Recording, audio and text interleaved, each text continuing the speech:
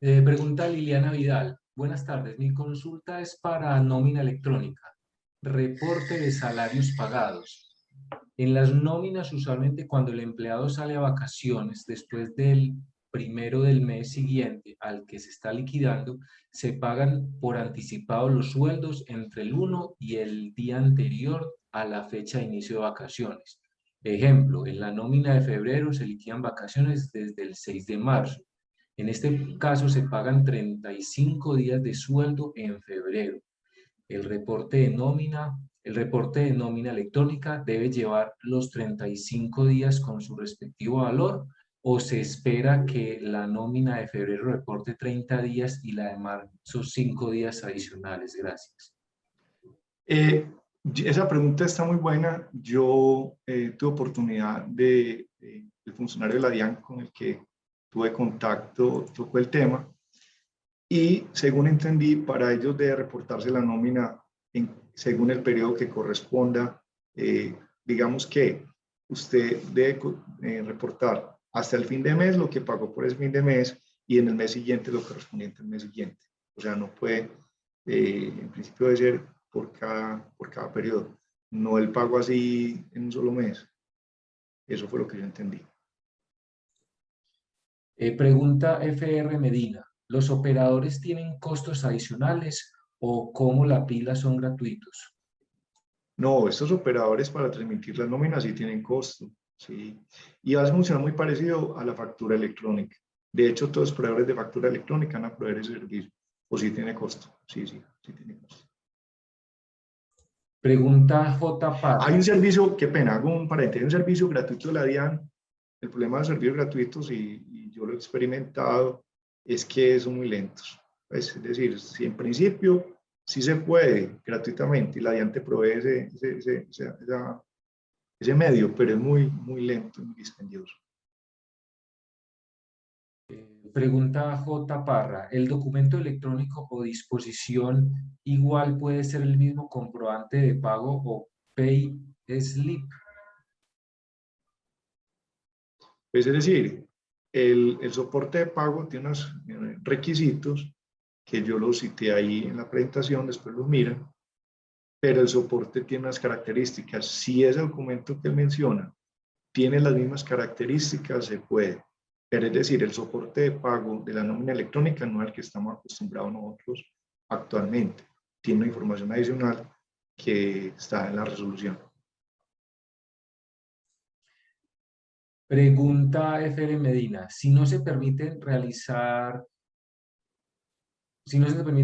retroactivos o pagos vencidos de meses pasados, quiere decir que se debe corregir la SS y asumir sobrecostos en moras. Pues a ver, no es que no se pueda, uno sí puede en cualquier momento reportar la novedad y uno tiene dos maneras de reportarla. Yo puedo en este momento simplemente reconocer unas horas extras que quede viendo de enero y como yo no tengo que reportar ni hora, ni fecha inicio, ni hora inicio, ni hora fin, fecha fin, simplemente el acumulado que no hice en enero, pues lo reporto en marzo y eso debe ser transparente para la DIAN.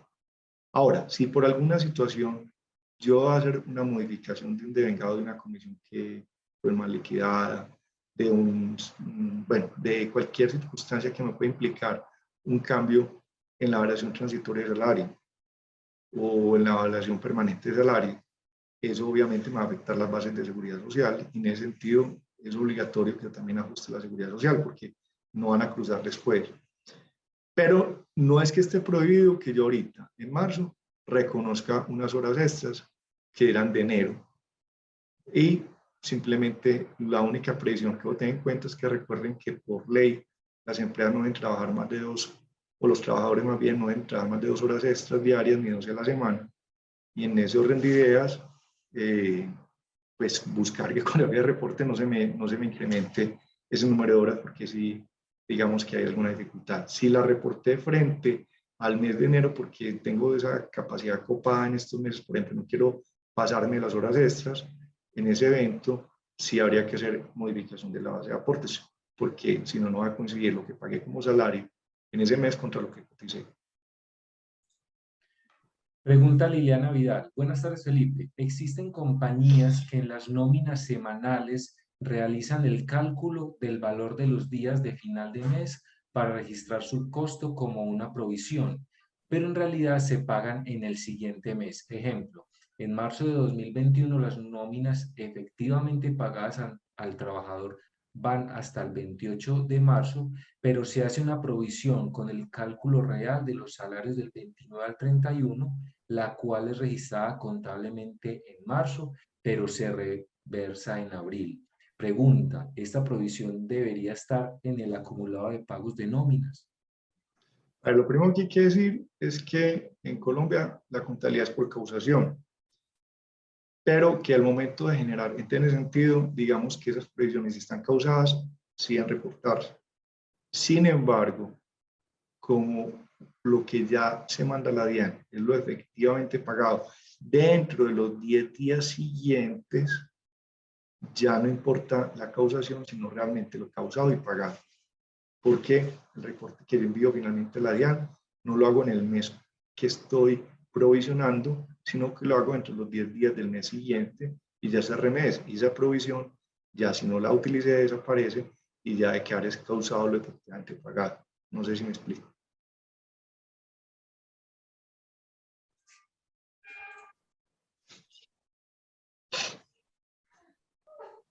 Parece que sí. Bueno, pregunta Isabel Díaz. Buenas tardes. Al revisar la información requerida, parece más un requisito de UGPP.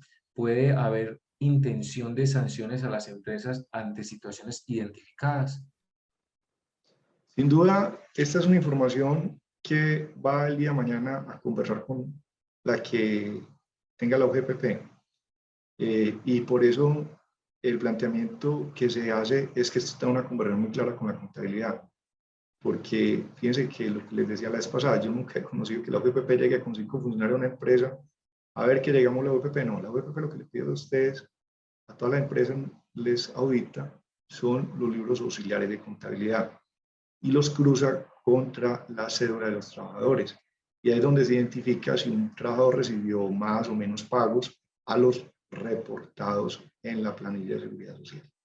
En ese orden de ideas, es claro que la idea de la DIAN es que ya usted de un lado tenga en línea causada toda su contabilidad mes a mes, de manera que no pase como ocurre hasta ahora, es que el contador llega a la empresa más o menos por allá en finales de enero, principios de febrero, a organizar las cuentas para ver si, cómo organizan y internamente hacen los ajustes que correspondan. La DIAN sabe eso y la DIAN dijo, no, no me interesa que usted me esté haciendo ajuste a conveniencia, sino que yo quiero ir dando un registro mensual de sus pagos. Y en este caso particular de los pagos laborales. Entonces, por eso es que incluso ya queda en firme el pago y si usted lo quiere modificar, tiene que hacer una nota de ajuste.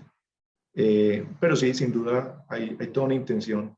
Ellos lo hablan como un ecosistema, donde cada elemento va a hablar con cada uno de la facturación de venta, con la facturación de nómina, ya están desarrollando y lo decía el funcionario muy claramente, los documentos soportes equivalentes del que va y presta el servicio electricista, del que va y arregla las matas, en este caso el pagador, que es un documento soporte, que también se va a tener que transmitir a la IANES, tanto todavía no le van a hacer mucho énfasis este año a dejar organizado la facturación electrónica, lo que falta, y la de la nómina electrónica. Pero también le están trabajando el tema del documento de soporte y a lo mejor este año salen con él. Según entendí, la prioridad de este año son esos dos elementos que les acabo de decir. El proyecto de nómina electrónica, el proyecto de facturación electrónica, pero el otro, que son los documentos equivalentes, también los van a... Entonces sí, eso es una conversación de todo el sistema va a conversar. Y ya todo tiene que cruzar. Y nadie va a ir a ninguna parte, en una computadora. Ellos tienen una área de analítica donde son software inteligentes y detectan actividades que son salidas de lo normal y empiezan a detectar eventualidades de evasión o elusión. Pregunta Yolanda Vega. Si la empresa como beneficio paga el plan complementario de los empleados, ¿esto va a ser contemplado como un ingreso para el trabajador? Porque la factura electrónica llega en forma individual. Pues a ver, Acuerden que hay una norma tributaria que dice que cuando ese beneficio se le da a la generalidad de los trabajadores, por generalidad se ha dicho que es la mitad más uno, ese no es un pago indirecto. Si no es a la general de los trabajadores, sí es un pago indirecto. El pago indirecto es el pago que hace el empleador a un tercero para beneficiar al trabajador y así el trabajador no lo haya pagado, finalmente lo está beneficiando a él y tiene que asumirlo como un ingreso para efectos tributarios. Esta norma que habla de la generalidad, estoy buscando, hay una norma que dice que cuando es la generalidad de los trabajadores no se reporta, pero en esos casos que es por la generalidad. Hago la claridad que ahora mi micrófono no es para la generalidad de los trabajadores, solo es como para un 5%. Entonces, en ese caso sí hay que reportarlo como un ingreso. Puede ser un ingreso no salarial, porque ese es el típico beneficio que puede pactarse como no salarial, en los términos del artículo 128. Pero sí es un pago que tiene relevancia tributaria y está sometido a retención. ¿Y también entonces sería prestacional? No, depende cómo se pacte, Yolanda. Si está pactado como un beneficio no constitutivo de salario en los términos del artículo 128, es perfectamente válido ese pacto y no sería prestacional. Eso depende si en el contrato está pactado como no salarial. Muchas gracias, Felipe. Con mucho gusto.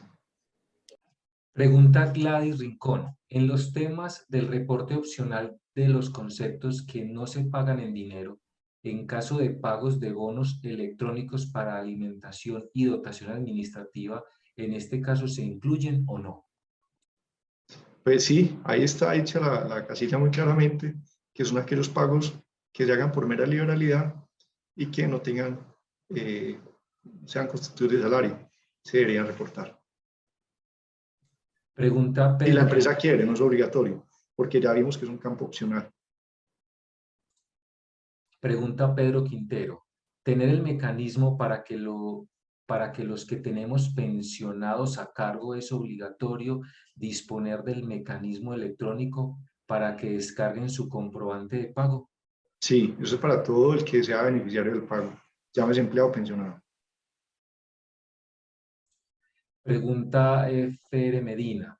En el decreto que está en curso para el reporte de medios magnéticos 2276, se adicionan los campos de vales de alimentación que son ingreso y los montos que no.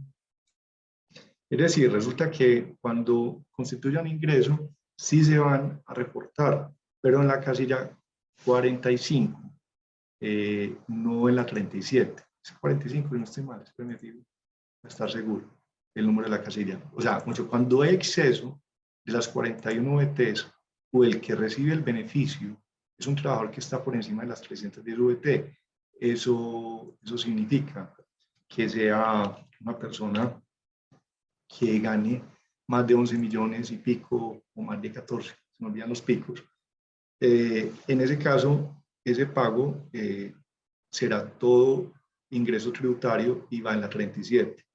Lo mismo que los bonos de gasolina. Hay variedad cuando son alimentación y cuando son bonos de gasolina. Y, perdón, en la casilla 50, 45, yo veo acá cuál es la casilla que hay, sí. Discúlpeme, yo miro aquí una cosa. En la 45 dan otros pagos que serían, por ejemplo, otros pagos originales la 45, sí, la casilla 45. Entonces, a ver, todo lo que sean vales va en la 37. No van los de alimentación hasta cuando son 41 ETs o la persona, los de ANGA, está dentro del rango de las 310 VT. Si se pasa a las 41 VT o la persona que es beneficiaria de ese pago gana más de las 310 VT, esos pagos en bonos van en la 37. ¿Qué pagos serían en la 45, por ejemplo? Irían en la 45 los pagos que se hagan por pólizas de seguro que constituyan un ingreso, como lo decía la señora Yolanda ahora, por ser un pago que no sea la generalidad de los trabajadores. En ese caso, ese beneficio iría en la casilla 45, otros pagos originados en la relación laboral. Las bonificaciones que se den distintas al salario irían en la 45. Pregunta Diana Esperanza, pero necesitaríamos que nos aclare bien la pregunta. Ella escribió, es decir, se reporta como en la Seguridad Social. No sé si es necesario que nos Sí, amplíe la sí, sí, necesito información. claridad porque en la seguridad social los pagos no salariales solo entran a ser base en el exceso del 40% del total de la remuneración del mes. En los términos del artículo 30 y 33 de la ley 393 de 2010. Entonces, esto es diferente. Aquí lo que se va a reportar es sea o no base de aporte a la seguridad social, ese pago no salarial, siempre y cuando, si es en bonos, vales o pago electrónico, de bonos, pues, o tarjetas electrónicas, cosas de ese estilo, o vales, va en la 37. Y si ya son otros pagos, por ejemplo, les voy a poner un ejemplo, prima extralegal de vacaciones no salarial, esa iría en la 45. Pago de seguro no salarial y que sí es ingreso para el trabajador porque la generalidad de los trabajadores no lo devenga, pues no lo da la empresa, ahí va a ir en la 45, etcétera. Pero es diferente a que esos pagos no salariales sean o no base, porque el exceso de la base es el que hace parte de, valga la redundancia, la base de aportes, pero solo cuando exceden el 40% del total de la remuneración, ese exceso hace parte de la base, que es diferente. No sé si me expliqué. Si la señora le quedó claro. Si Diana nos puede confirmar. ¿Y le quedó Pregunta, claro? ¿Le quedó claro la aclaración? esperemos a ver si nos escribe por el chat. Pregunta Lady Joana Gómez, ¿qué nos recomiendas en los casos positivos de COVID-19 donde no generan incapacidades, pero su labor no es posible tenerlo con trabajo en casa, ya que es netamente operativo? Mi recomendación personal es que apliquen una figura que está prevista en el artículo 140 del Código Laboral, que es el pago de salarios sin prestación del servicio, en atención pues a una situación, digamos que de calamidad, porque eso no es culpa de nadie. Si bien es cierto que desde el punto de vista legal también se podría hablar de una fuerza mayor que interrumpe o que suspende el contrato en cuanto a que es por orden de autoridad competente y una situación de fuerza mayor, pues que no puede ir a trabajar y que tampoco esté incapacitado, tampoco me parece que sea lo más justo. La verdad, me parece que lo que deben hacer es, nos toca a todos asumir una parte de esta coyuntura y en ese caso es pagar el salario de esa persona.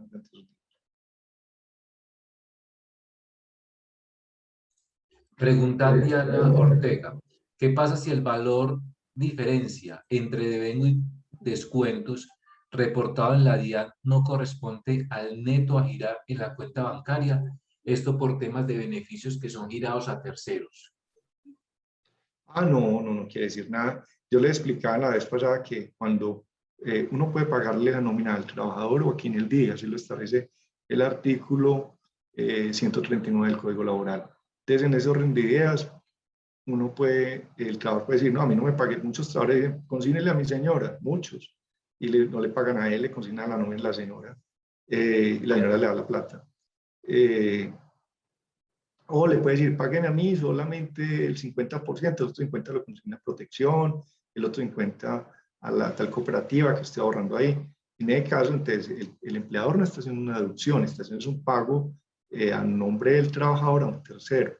En ese orden de ideas, no importa, no tiene relevancia el hecho que yo pague tanto, pero finalmente solo le consigne menos, porque el medio de instrucción de que el pago que él genere, parte de ese pago se vaya a un tercero, que puede ser su esposa, su mamá o una entidad financiera. Pregunta Diana, no, este ya, pregunta R. Cortés. Buenas tardes, certificado de ingresos. La empresa cancela dotación con bonos. Esto se debe registrar en la casilla 37. Sí, sí me parece a mí, porque es un pago con bonos y finalmente eso no es retributivo del servicio, pero sí es un pago que hizo con bonos. es que ese reporte no tiene incidencia en cuanto a si eso tiene afectación prestacional o no, o si el base o no va a aportar a la seguridad social, sino simplemente dicen, todo lo que usted le dé en bonos al trabajador debe reportarlo, y es un pago en bono. Pregunta Gladys Rincón. Mi duda es en las notas de ajustes. Se liquida la nómina del mes de julio de 2021 y se transmite en agosto de 2021. En septiembre se detectó que se pagaron unas horas extras de más.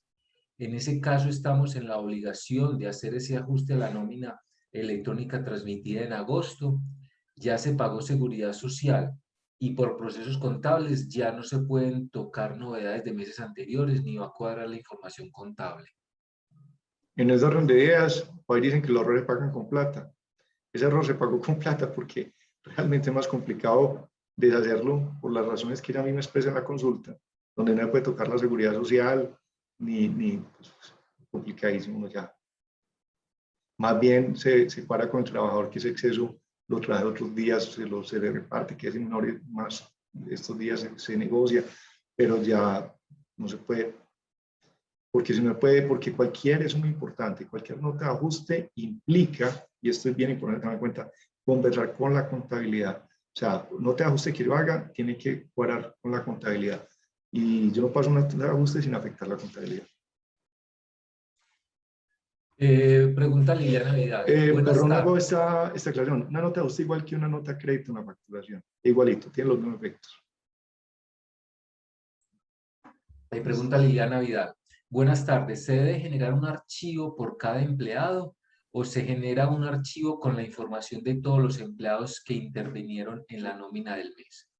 Es un solo archivo con todos los empleados. Sin embargo, la forma como está construido el software, de lo cual yo soy abogado, pero sí sé que está construido pues, en los que están de sistemas, es un solo archivo, pero con múltiples archivos, digámoslo así. Y por cada empleado es que les decía que habrá un CUNE, Código Único de Pago de Nómina Electrónica. Es un solo archivo, pero supongo yo que con muchos archivos, porque a cada uno le van a asignar un código único por empleado y por fecha de nómina. Pero para la empresa yo creo que eso es transparente, ya genera un solo archivo. Lo que pasa es que la manera como está construido ese archivo, que ya para eso está ese anexo técnico, y cómo se transmite, la DIAN lo recibe y lo desglosa después, como encabezado en una sola empresa, pero desglosado en cada uno de los trabajadores uno por uno. Y ahí es donde va a asignar un CUNE para cada trabajador y por cada nómina. Pregunta Germán Sánchez. Cuando el beneficio de la póliza es para cierto rango de cargos, pero la factura llega a nombre de la compañía, ¿igual se debe reportar como ingreso? Yo pienso que sí. ¿Por qué? Porque la norma es clara. La norma, yo les digo, hay una interpretación que al momento sacaron, que yo no la comparto, es que decían, es que la generalidad de los gerentes, es que la generalidad de los vicepresidentes. Yo pienso que para la DIAN es la generalidad de la empresa y los trabajadores de la empresa. La norma no dijo para la generalidad de cierto grupo de trabajadores, se habla de la generalidad de los trabajadores y la generalidad es todos los trabajadores de la empresa. Entonces, esos son los que son pagos indirectos. Viene un ejemplo, por ejemplo, para que, tanto así que la DIAN ha condicionado esos pagos para que no sean ingresos para el trabajador, por ejemplo, los pagos de educación. Ha dicho, si usted quiere dar un auxilio de educación, se lo puede pagar al trabajador sin que sea ingreso para el trabajador y para usted sea un gasto. Pero las condiciones son, primero, tiene que hacerlo por entidad financiera. Segundo, no le puede exigir al trabajador permanencia, ni que le pague. Tercero, tiene que hacerlo usted directamente a la universidad, no puede hacerlo al trabajador y que él pague sin usted. Si cumple las condiciones, usted puede hacer ese pago y no tenerlo para el trabajador como un pago indirecto. De lo contrario, esos beneficios generalizados que antes y se usaban mucho y se han usado mucho, de hacer pagos a nombre de terceros, a favor del trabajador, pero sin que constituyan un ingreso para el trabajador, la ley cada vez lo tiene más restringido, no tanto en aspectos de seguridad social, porque es que en seguridad social yo sí puedo convenir, les decía en la charla pasada, que yo le pague el arrendamiento de la casa, que le pague la alimentación en bonos o le compre el mercado incluso, que le tenga beneficios de celular, de internet, y que sean pactados como un salario. Eso es perfectamente viable y válido. Y en ese sentido, ¿cuál es la consecuencia jurídica de tener esos pagos como no salariales es que no van a ser base a la seguridad social, sino en el exceso del 40% del total de la remuneración. Nunca van a tener efectos prestacionales si la persona no gana salario integral, yo nunca voy a tener que liquidar cesantías ni primas sobre ese concepto. Y en segundo y en tercer lugar, tampoco voy a tener que tener esos pagos como para efectos indemnizatorios, pero de resto, yo esos pagos sí los tengo que considerar como un ingreso tributario. Como les decía, para la DIAN los ingresos tributarios no son los que sean salario.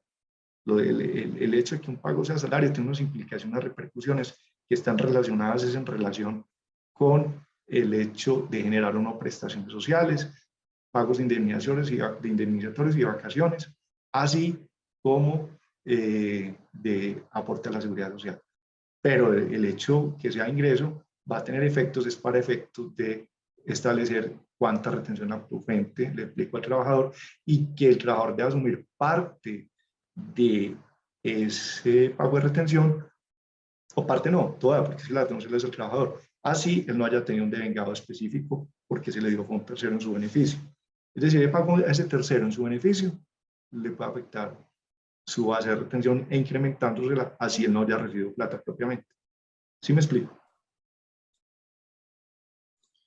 Pregunta Diana Ortega. Buenas tardes. A aquellos empleados por convención, donde la empresa asume un porcentaje del pago de su seguridad social, tanto en salud y pensión, o incluso el pago total del aporte a pensión, ¿cómo se debe entregar esta información en la nómina electrónica?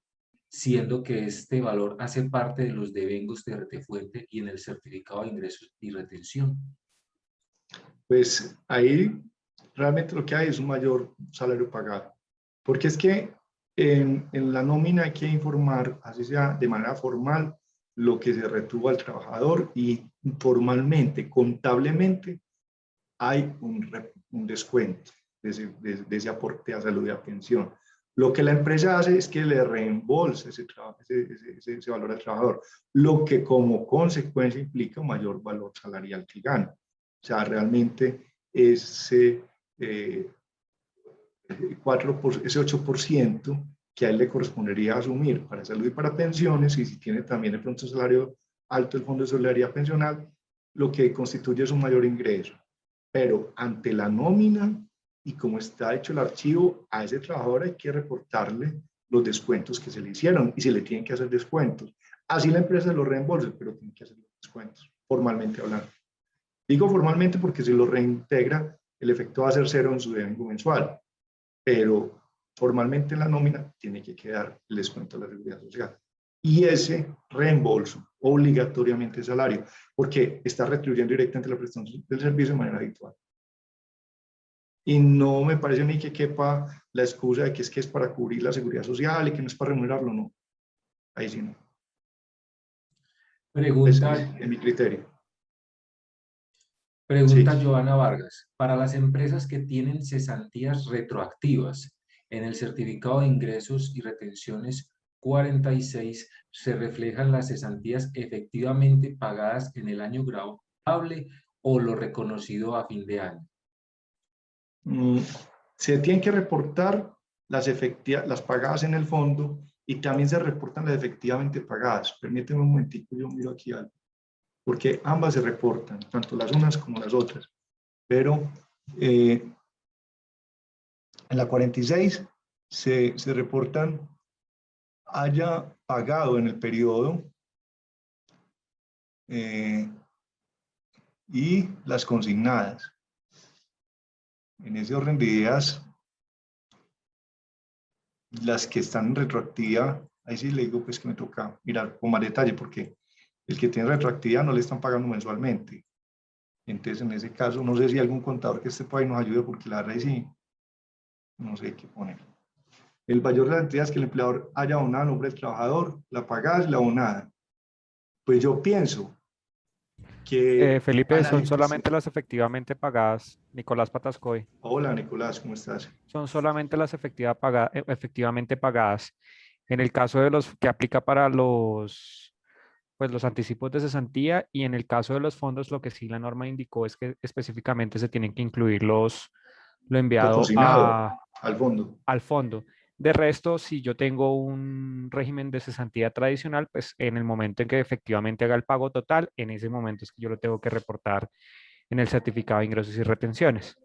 Está bien, así es. Me tiene mucha lógica porque es que antes no ha sido ningún ingreso para el trabajador. Están causadas, pero no constituyen ingreso. Gracias, Nicolás. Ya, siempre le parece el que sabe más que uno. Está muy bien. Gabriel.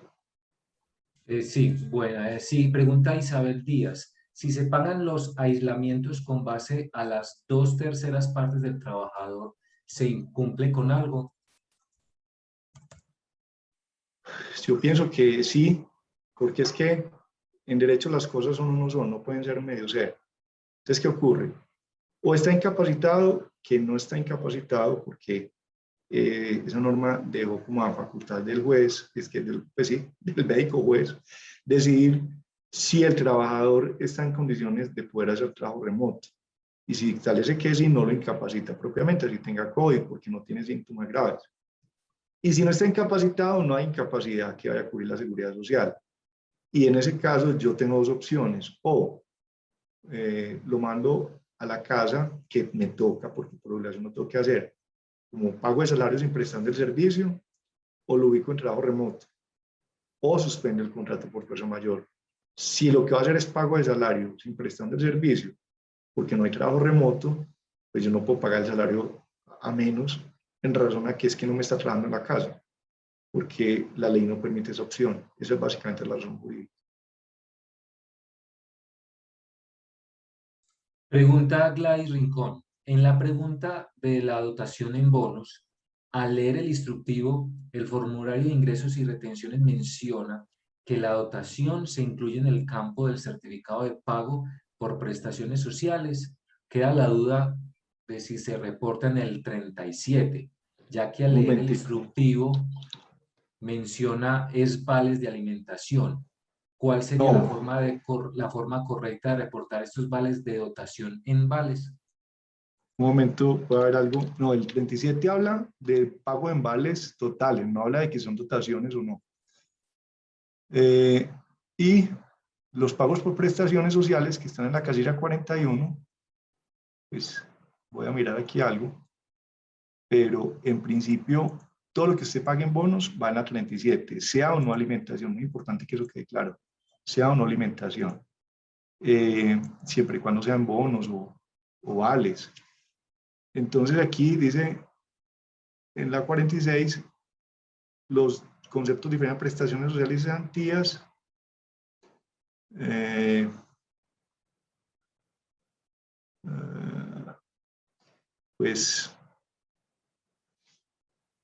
pues ahí básicamente en la 46 van es las prestaciones sociales. ¿Que cuáles son esos pagos de prestaciones sociales? Los intereses sobre las cesantías, la prima, ¿cierto? Entonces yo pensaría que iría en la 37, a mejor pues opinión. Yo pensaría que va en la 37. El valor de abono en cuenta realizado por concepto de prestaciones diferente a la cesantía, inclusive los intereses van en la 46. Las prestaciones adicionales, yo pensaría que van en la 37, esa es mi opinión, pero pues a mejor opinión. La 41 sería la de los pagos de prestaciones sociales. Juan Carlos Gutiérrez comenta que solo las cesantías pagadas al fondo. Sí, sí, eso ya quedó claro. Y Bueno, las pagadas al trabajador también, las pagadas al trabajador. La bueno, por 46. la última pregunta de Gladys Rincón, al validar el campo de total ingreso brutos del certificado de ingresos y retenciones, el valor relacionado allí debe ser igual al valor de la columna 24, total ingresos brutos de rentas de trabajo de la información exógena, formato 2276. Está muy buena esa pregunta para el que sepa. Nicolás, usted sabe, por favor. Ya la verdad, ahí sí eso excede mi conocimiento. Yo eso sí no la sé. Eso es para un contador. No sé si alguien ahí se nos atreva entre el público a darnos. Yo solo sé que eso sí tiene que coincidir. No sé si ya con la 2276, pero sé que sí, eso tiene unos valores que deben coincidir. Pero ya eso tan técnico, si eso es para un contador, eso sí ya realmente no. No, pues tengo que reconocer, no, no lo sé. Nicolás o alguno de ustedes. Mientras tanto, Jazz Blady nos pregunta, ¿puedo suspender la entrega de dotación, el pago de auxilio de transporte y pagos no salariales en razón a que se encuentra un trabajador en casa sin prestación de servicio? No, no, no. No, yo pienso que no. Primero, el hecho de que no esté prestando el servicio, esté en la casa, en aplicando el 140, no se suspende el contrato. Y al no suspenderse el contrato, se causan todas las prestaciones legales. Habría la discusión frente al auxilio de conectividad, pero resulta que ese auxilio se le da a todo el que venga hasta 2 salarios mínimos y precisamente reemplazó al transporte para el que se quede en casa. Teóricamente se podría argumentar que como el trabajador no está prestando el servicio, no tiene esa conectividad. Pues yo comparto esa tesis, me parece muy agresiva, pues, sobre todo pues que trata de periodos de aislamiento que no son muy largos. Entonces yo pienso que no, que todo se sigue causando. Esa es mi opinión. Y la razón es que si yo lo tengo en la figura del 140, le estoy pagando salario por disposición mía, un trabajo en casa, y el salario tiene todos los efectos prestacionales. A menos que yo suspenda el contrato por fuerza mayor, y en ese caso sería diferente. Pero entonces habría que hacer una suspensión, que hay que informársela al trabajador, y adicionalmente habría también que informarle al inspector de trabajo, ellos se tienen que convalidar, etc. ¿La razón cuál es? Que el trabajador está aislado, no está obligado a prestar el servicio porque está aislado, de hecho no puede, yo tampoco puedo recibirlo, es una situación de una fuerza mayor porque es una orden de autoridad competente y yo en ese orden de días pues, puedo argumentar esa causal del artículo 51 con los vaivenes que tiene lo que les digo, ¿cierto? Entonces yo pienso que no. Ese es mi argumento. A menos que haya una suspensión. Si no hay suspensión, si hay suspensión, sí puedo dejar de causar prestaciones sociales, eventualmente no pagar conectividad porque pues, no me está prestando el servicio que está suspendido, pero si lo tengo en trabajo sin prestación de servicio, no aplicando el 140, tengo que cumplir con todo.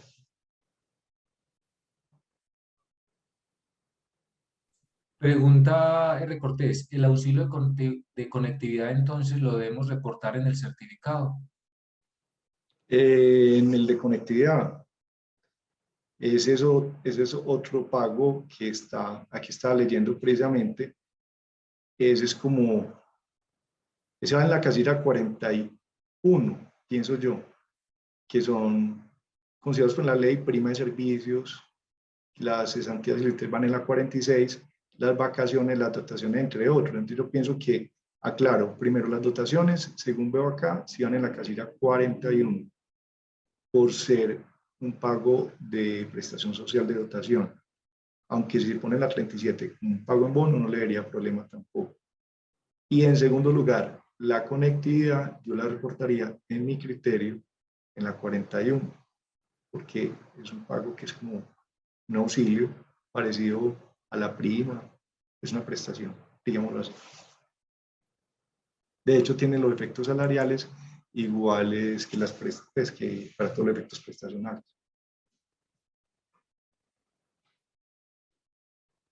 Entonces, para resumir, la dotación la reportaríamos en la 41, porque expresamente así lo dice la casilla. En la 37 se reportan todos los pagos que se hagan en bonos, independientemente que sean o no de alimentación, porque puede haber bonos de gasolina, bonos de parqueadero, bonos de vestuario distinto a la dotación. Si por alguna razón la dotación no la están reportando en la 41 o en la 37, de hecho es muy técnico reportando en la 37 por la modalidad que ella me dice que nos da, porque ella lo está dando como bonos, no lo está dando propiamente como una dotación diferente, sino en bonos para que el trabajador compre la dotación. Sigue siendo un pago en bono y en ese sentido la 37 tiene esa especificación. El auxilio de conectividad, yo pienso que se puede reportar en cualquiera de las dos casillas, en la 41 o en la 45, que son otros pagos originados en la relación laboral. Ya no tenemos más preguntas. Si alguien desea hablar Perfecto, muchas gracias. Abramos los micrófonos por si alguien tiene alguna observación, quiere comentarnos algo, participar. Buenas tardes, Felipe. Buenas tardes, Consuelo. Mucho gusto. Tengo una pregunta. La Claro. alternativa en esos casos de incapacidad, de incapacidad no, de enfermedad con aislamiento, donde no tenemos mecanismos de trabajo en casa, ¿la opción de vacaciones es muy riesgosa? Sí, sí, no se puede. Para mí es... ¿Qué me puso usted aquí? Técnicamente no está incapacitado y técnicamente sí vale vacaciones. Es Pero que está aislado. técnicamente no está incapacitado porque si estuviera incapacitado el médico le da incapacidad. Sí, claro.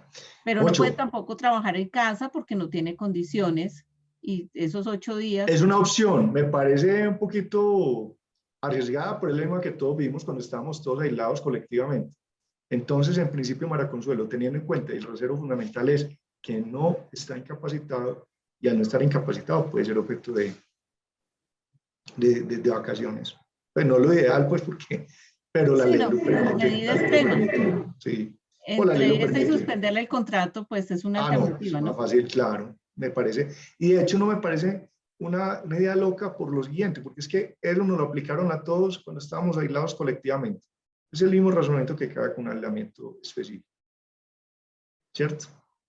Y no hay norma que lo prohíba y no está incapacitado. O sea que me parece que es viable. Es duro, pues, porque la persona realmente está en vacaciones, pero entre esas dos opciones que tú dices, pues es la que hace más llevadera la situación a la empresa y es una opción muy buena, ya que rico como enriquece aquí con la idea. Esa me parece una opción. En ese caso, lo ideal sería, por ejemplo, pensar en las vacaciones, obviamente en lo posible concertadas. Tengan en cuenta que si son vacaciones anticipadas y el trabajador se retira antes que se cause el periodo, no se le pueden retener, a menos que lo autorice. Si se puede, si el trabajador autoriza, el momento en que le dan las vacaciones anticipadas, que si el momento del retiro no se han causado, le descuenten lo correspondiente a ese valor no causado, se puede, pero de lo contrario, si él no ha autorizado, no. Muchas gracias, María Consuelo, por tu participación. Gracias a ti. ¿Quién Felipe, más? tengo una pregunta. Claro. Mucho Hola, gusto. Felipe. Hola, ¿cómo estás? Bien, gracias. Tengo una pregunta. En nuestra compañía, en algunas circunstancias, se otorgan préstamos a los trabajadores y ellos deben pagar un interés. Este descuento, pues, es diferente al de que tengan por una libranza. ¿Cómo sería el manejo ahora con la nómina electrónica? ¿La empresa puede seguir otorgando esos préstamos o preferiblemente no? No, sí lo puede seguir haciendo y dentro de las deducciones que se hagan se informa esa deducción por ese préstamo. Hay un campo para eso, es perfectamente viable y es perfectamente viable cobrar intereses. La Corte Suprema ya ha analizado esa posibilidad de que el empleador preste y cobre intereses y ha dicho que es legal, que lo único es que deben ser intereses pues que no sean especulativos, pero el resto sí se pueden, que no sean usureros, pero el resto sí se puede. Muchas gracias. Con mucho gusto, Yolanda. ¿Quién más tiene alguna inquietud? Muy buena la novedad de que esos campos sean voluntarios, que no haya que reportar fecha inicio, hora inicio y fecha fin y hora fin, porque realmente yo pienso que eso sí es muy tedioso y muy bueno que eso haya quedado voluntario, que no sea obligatorio y eso ayuda mucho para la dinámica. Lo mismo que los pagos que no son salariales, que se hacen en especie, lo mismo que la dotación que se da en especie. Que no se tenga que reportar, es muy sano, me parece. ¿Qué otra inquietud? Felipe, yo simplemente quería decirte que la modalidad que utilizaste en el día de hoy fue muy buena porque las preguntas quedaron para al final. Antes no nos estaba alcanzando el tiempo para los temas y me parece que en esa forma se racionaliza mucho más el tiempo y quedan absueltas todas las preguntas, de modo que me parece muy bien. Y me parece muy bien la felicitación que diste para todas las mujeres, porque uno calculando de acuerdo con las preguntas, el 95% son mujeres. Sí, así es. Así que de verdad que tengan un muy feliz día y que hagan celebrar ya, que les celebren en las casas, las parejas y que tengan un excelente día. ¿Alguna otra pregunta? Estoy a su disposición. Cualquier otra inquietud, con mucho gusto. Pregunta Dígame. Fede Medina. Hola, no entendí bien. ¿Me confirmas, no recomiendas eliminar los subsidios de transporte a un empleado que está en casa sin prestar servicio, sin capacidad o licencia? Yo diría que si está en casa y el contrato no está suspendido, como no está suspendido el contrato, tiene derecho a como todas sus prestaciones. En ese caso, como el auxilio de conectividad reemplazó al auxilio de transporte, presente para las personas que estaban en casa, en principio prestando el servicio, eso es claro, y pretende como de alguna manera dar un subsidio por el internet y demás uso de servicios públicos que se usen para prestar el servicio remotamente. Yo pienso que al no estar suspendido, sí se causa, porque es que el rasero para ese auxilio de conectividad no fue la actividad del trabajador, sino el salario devengado. Y desde que no esté suspendido el trabajo, está devengando salario. Y el rasero que puso la norma fue que vengara hasta 2 salarios mínimos. No dijo el que venga hasta 2 salarios mínimos y tenga que hacer, no, pues dijo, y se reemplaza el de transporte cuando no tenga que ir a la oficina. Entonces, en ese caso, yo pienso que sí se debe pagar. Ese es mi criterio, pues. Ese es el mío. Un comentario de Raúl Serrano. En este momento no se reporta auxilio de transporte en el certificado. El auxilio de conectividad hace a su vez su misma imagen. ¿Por qué ese sí debería de reportarse en el certificado? No, pues si no se reporta, es decir, no hay una casilla especial. En la casilla 45, ojo, dice que cualquier otro pago que es originado en la relación laboral. En ese orden de idea, pues que el de transporte va ahí con todo precio. Porque es que en la casilla 45 dicen todos los otros pagos que se hayan originado en la relación laboral y que no sean ni salario ni prestaciones. Entonces, en el orden de ideas, en el 45 perfectamente va tanto de transporte como de conectividad, porque efectivamente es un pago. Y de hecho es un pago que se hace en dinero.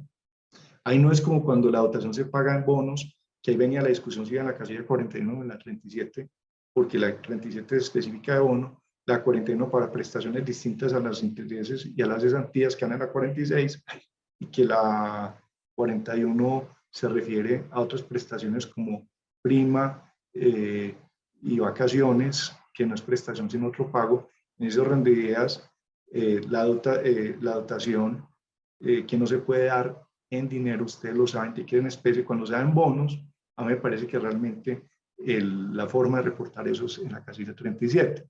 Sin embargo, como la dotación en sentido amplio es una prestación, pues tampoco está errado reportarlo en la 41. Y en cuanto al pago del auxilio legal de transporte o al pago del auxilio de conectividad que reemplaza el auxilio legal de transporte, al ser un pago que se hace en dinero, mi criterio sí debe reportarse y debe entrar en la casilla 45, donde se reflejan otros pagos originales en la relación laboral que no sean salario ni prestación social.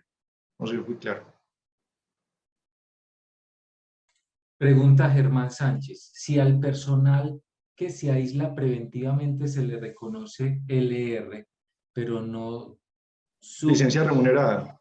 pero no su TR, No suspensión del contrato. está No, bien lo que pasa es que manejado una así. licencia no... Sí, no, Subsidio de transporte. Subsidio de transporte. Subsidio de transporte, no, hermano. Pues a ver, es decir, no se recoge subsidio de transporte, pero sí O sea, conectividad. no, la persona que se aísla son operarios. Se aísla preventivamente, no está con el diagnóstico del COVID, entonces nosotros le pagamos licencia remunerada para reconocerle pues, el salario, pero a través de licencia remunerada, pero no se le paga subsidio de transporte. Bueno, ahí hay es lo que usted acaba de decir interesante, porque eso, la licencia remunerada equivale a unas vacaciones. Entonces, como la licencia remunerada, la persona no está prestando el servicio, sino que está en un permiso remunerado, por esa razón, don Germán, al ser remunerado, equivalente a vacaciones, porque usted no lo va a cobrar como vacaciones, pero equivale a unas vacaciones. Hay dos consecuencias y no se paga LL. Entonces me parece Ajá. que es una buena figura también para manejar muy oportuno su comentario, y es otra opción, María Consuelo, que si uno no quiere tocar las vacaciones, puede mitad del tiempo darlo como una licencia remunerada, o si son 2 semanas, una semana como licencia remunerada y otra semana. Pero es importante, esa licencia remunerada que se acordar con el trabajador. Y es distinta esa figura, la del artículo 140, que es pago de salario sin prestación del servicio, porque en la licencia remunerada no hay prestación de servicio, ¿cierto? Ni hay salario. Hay un pago por un descanso remunerado distinto a las vacaciones. Digámoslo de esta otra manera, es como una especie de vacaciones extralegales. ¿Estamos? y la gente Muy queda bueno. contenta.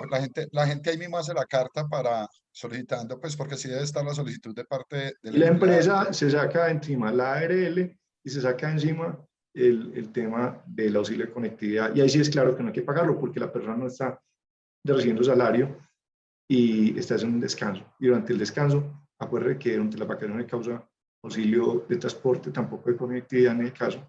Y esto equivale a una licencia remunerada a unas vacaciones.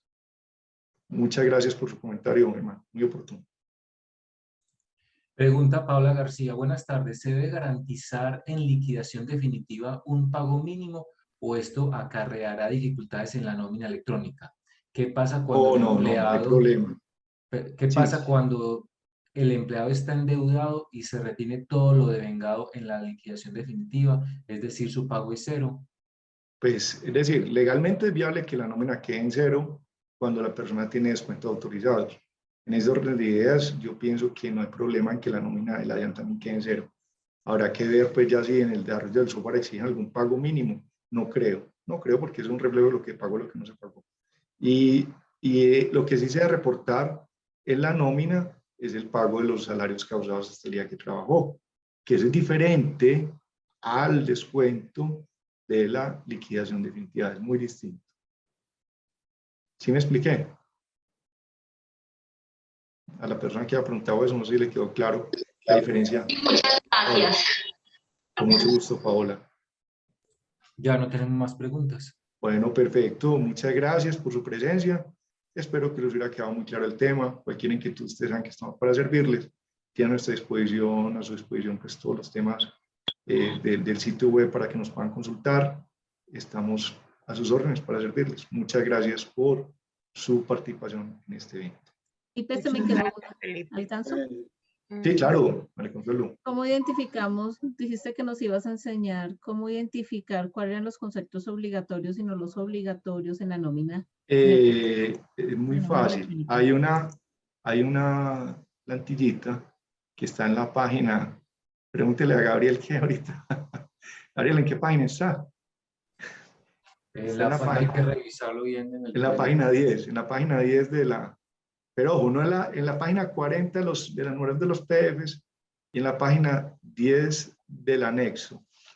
¿Qué es esta? Es este, permítanme acá, yo acá me parqué un momentico, les comparto. En esa página 10 de la resolución, del anexo de la resolución, página 40 de todas las de la resolución, hay esta columna de las características de las novedades. Entonces, eso tiene unos códigos para los programadores. Si el código es 1.1, es obligatorio. Si es 0.1, es facultativo. Y es donde nos identificamos que esos reportes eran facultativos. Y si es 1N, entonces debe ser obligatoriamente.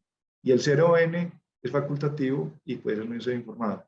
Entonces, ahí está, pues, eso es como, ese tipcito es el que les va a servir a ustedes para entender cuáles campos son obligatorios. Sí les recomiendo que lo hagan con los desarrolladores del software, porque ellos pues saben más que yo de eso. Pero sí, con seguridad que es así, pues sí, ya lo confirmé. La DIAN ya confirmó que esos campos no van a ser exigidos. O sea, pueden perfectamente omitirse. Y en buena hora, pues, porque estamos preocupados con eso. Gracias. Muy bien. Buenas tardes. Muchas gracias, como les decía, por su presencia. Y estamos a su disposición para que por el sitio web nos puedan contar lo que sigan requiriendo. Muy amables. Feliz tarde. Preciso, Gracias. conciso. Gracias. Muchas gracias. Hasta luego. Estén bien. Muchas gracias. Con mucho gusto.